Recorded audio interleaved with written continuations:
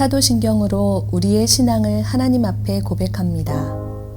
전능하사 천지를 만드신 하나님 아버지를 내가 믿사오며 그 외아들 우리 주 예수 그리스도를 믿사오니 이는 성령으로 잉태하사 동정녀 마리아에게 나시고 본디오 빌라도에게 고난을 받으사 십자가에 못 박혀 죽으시고 장사한 지 사흘 만에 죽은 자 가운데서 다시 살아나시며 하늘에 오르사 전능하신 하나님 우편에 앉아 계시다가 저리로서 산 자와 죽은 자를 심판하러 오시리라. 성령을 믿사오며 거룩한 공회와 성도가 서로 교통하는 것과 죄를 사하여 주시는 것과 몸이 다시 사는 것과 영원히 사는 것을 믿사옵나이다. 아멘.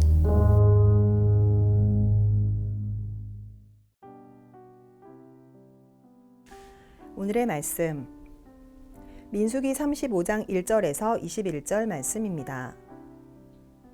여호와께서 여리고 맞은편 요단 강가 모압 평지에서 모세에게 말씀하여 이르시되 이스라엘 자손에게 명령하여 그들이 받은 기업에서 레위인에게 거주할 성읍들을 주게 하고 너희는 또 그 성읍들을 두르고 있는 초장을 레위인에게 주어서 성읍은 그들의 거처가 되게 하고 초장은 그들의 재산인 가축과 짐승들을 둘 곳이 되게 할 것이라.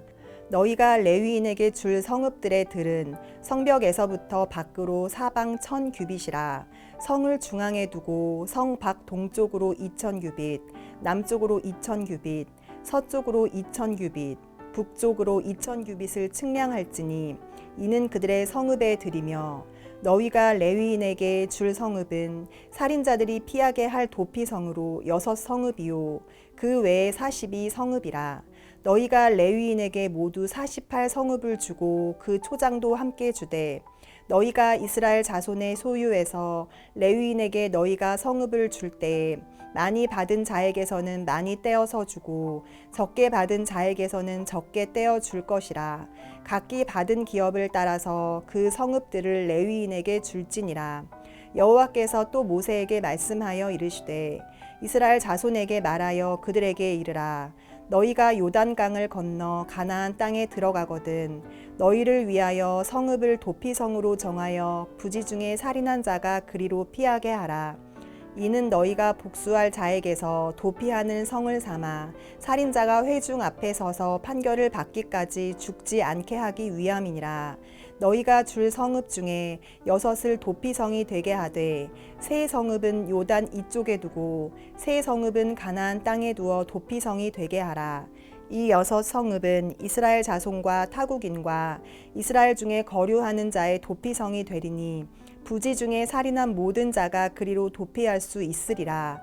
만일 철 연장으로 사람을 쳐 죽이면 그는 살인자니 그 살인자를 반드시 죽일 것이요 만일 사람을 죽일 만한 돌을 손에 들고 사람을 쳐 죽이면 이는 살인한 자니 그 살인자는 반드시 죽일 것이요 만일 사람을 죽일 만한 나무 연장을 손에 들고 사람을 쳐 죽이면 그는 살인한 자니 그 살인자는 반드시 죽일 것이니라.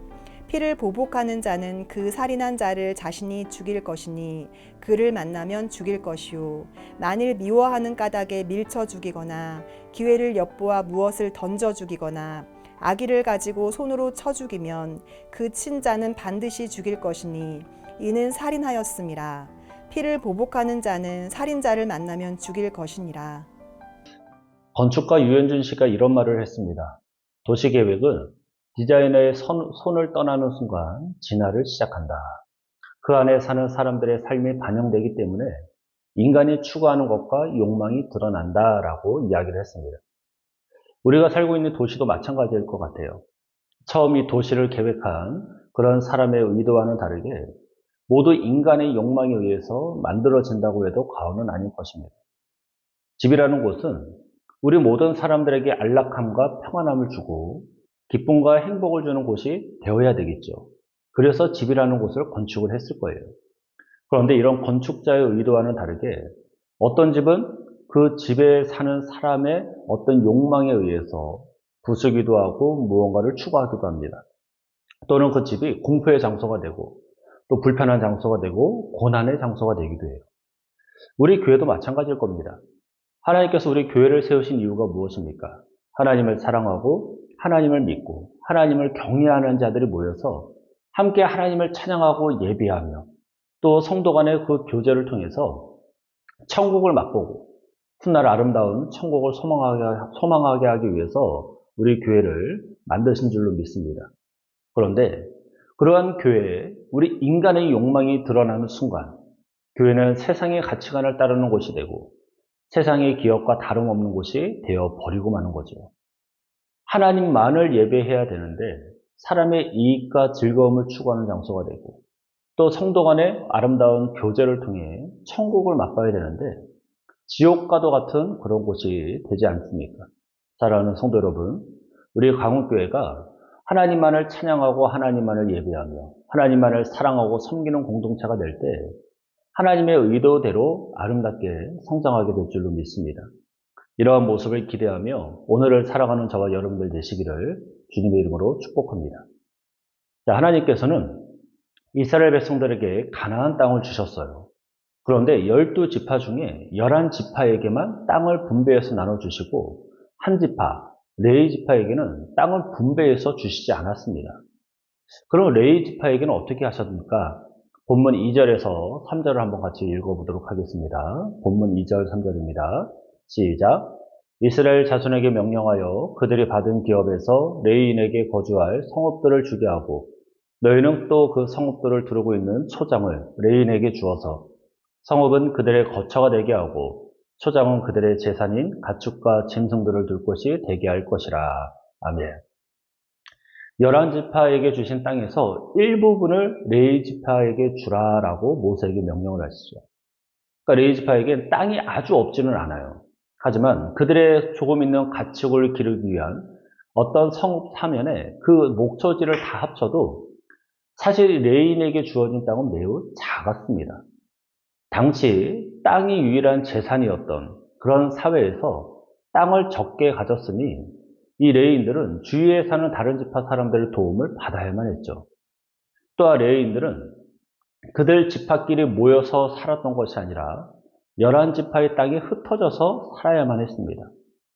그러면 하나님께서는 왜 레위 지파에게 작은 땅을 주시고 다른 지파의 땅이 흩어져서 살도록 하셨을까요? 이런 일들을 계획하시고 디자인하신 하나님의 의도는 무엇이었을까요? 첫 번째는 성별입니다. 하나님께서는 자신을 거룩하다라고 우리에게 말씀하고 계셔요. 그래서 하나님을 우리는 거룩한 분이다 라고 이야기를 하잖아요. 거룩하신 하나님이다라는 말은 이 세상의 모든 것과는 다르다라는 거예요. 다르게 하나님께서 구별되셨다라는 겁니다. 그래서 하나님께서 이스라엘 백성들에게 주신 모든 계명의 중심이 바로 거룩에 있는 것이죠. 특별히 하나님께서는 이 레위 지파에게 가나안 땅에서 흩어져 살 것을 명령하셨어요. 이 말은 가나안 땅 전체에 대한 하나님의 권리를 주장한다라고 볼 수 있어요.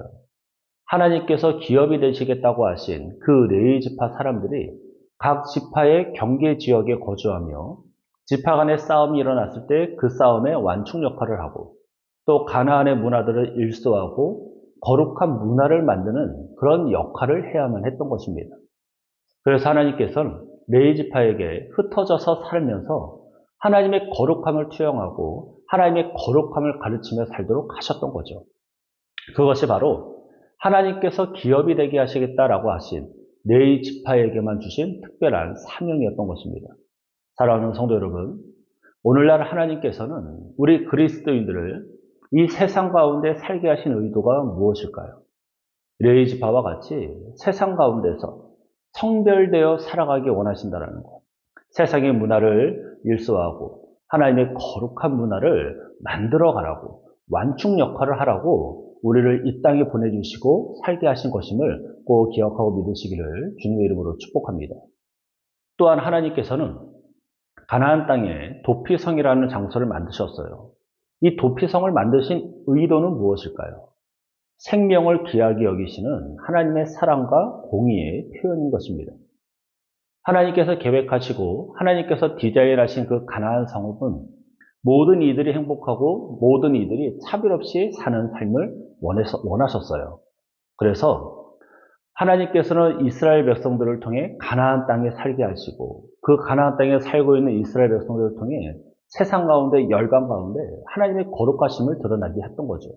하지만 욕망에 이끌려 살아가는 사람들로 인해서 하나님의 그러한 아름다운 의도는 사라지고 인간의 욕망만 남아있지 않았습니까? 그렇게 되어질 때 자연스럽게 다른 사람의 생명을 해하는, 그러니까 나의 이익을 추구하기 위해 다른 사람의 것을 빼앗고 그 과정 속에서 살인을 저지르게 되는 그런 죄를 범할 수 있게 되는 거죠.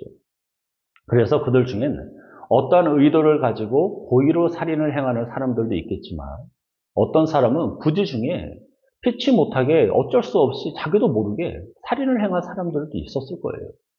그런데 당시에는 눈에는 눈, 이에는 이라는 이 보복성이 짙은 시대였기에 하나님께서는 부지 중에 살인을 저지른 이 사람들의 생명을 보존하기 위해서 요단 동쪽과 서쪽에 도피성이라는 곳을 만드셔서 모든 사람들에게 생명의 귀함을 알게 하셨던 거죠.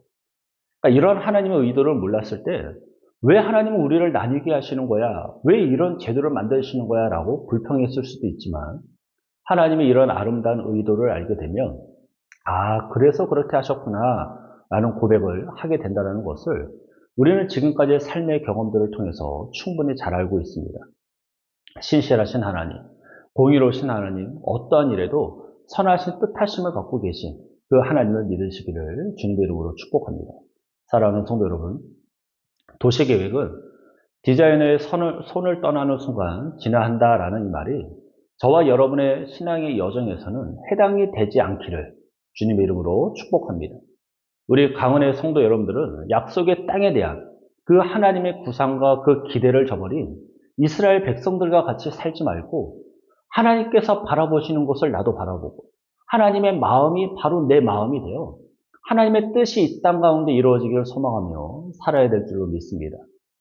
이 믿음으로 오늘 살아갈 때 비로소 빛과 소금의 사명을 감당하고 네 지파와 같이 이 땅에서 하나님의 권리를 주장하고 세상의 문화들을 일소하고 거룩한 문화를 만드는 그런 아름다운 역할을 감당하게 될 줄로 믿습니다. 이러한 사명자로 오늘을 살아가시기를 주님의 이름으로 간절히 축원합니다. 기도하겠습니다. 사랑의 하나님 참으로 감사합니다. 오늘도 우리의 걸음걸음 인도하시며 함께 하시는 하나님, 우리 이 땅 가운데 특별히 부르시고 구별하신 그 하나님의 놀라운 의도하심은 바로 이 땅에서 우리를 성별하게 하나님의 거룩하심을 닮아 이 땅에서 거룩하게 살기를 원하셔서 또 거룩하신 그 하나님을 증거하고 하나님의 권리를 주장하기 위해서 우리를 부르신 줄로 믿습니다. 하나님, 그러한 하나님의 의도를 알고 하나님의 마음을 알고 하나님의 뜻대로 이 땅을 살아가는 우리가 모두 될 수 있도록 하나님 도우시고 함께하여 주옵소서. 오늘도 내 힘과 능으로 살아가는 하루가 아닌 하나님의 도움을 구하며 살아가는 하루가 되게 하시고 하나님의 은혜를 구하며 살아가는 우리 모두의 삶이 될 수 있도록 성령 하나님 도와주옵소서. 오늘도 함께 하심에 감사하며 예수님의 이름으로 기도하옵나이다. 아멘. 주님이 가르쳐 주신 기도로 예배를 마칩니다. 하늘에 계신 우리 아버지여, 이름이 거룩히 여김을 받으시오며 나라가 임하시오며 뜻이 하늘에서 이루어진 것 같이 땅에서도 이루어지이다. 오늘 우리에게 일용할 양식을 주시옵고 우리가 우리에게 죄 지은 자를 사하여 준 것 같이 우리 죄를 사하여 주시옵고 우리를 시험에 들게 하지 마시옵고 다만 악에서 구하옵소서. 나라와 권세와 영광이 아버지께 영원히 있사옵나이다. 아멘.